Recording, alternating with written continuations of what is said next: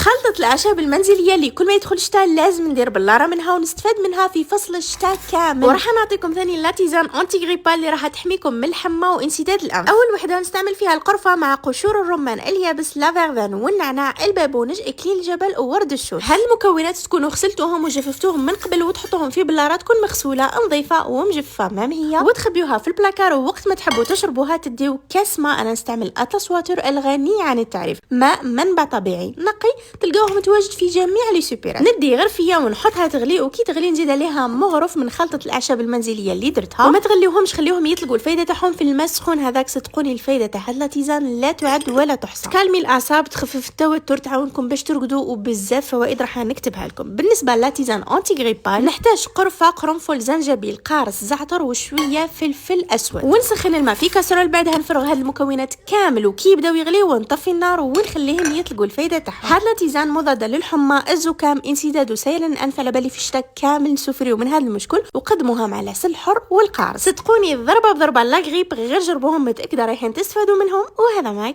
كان.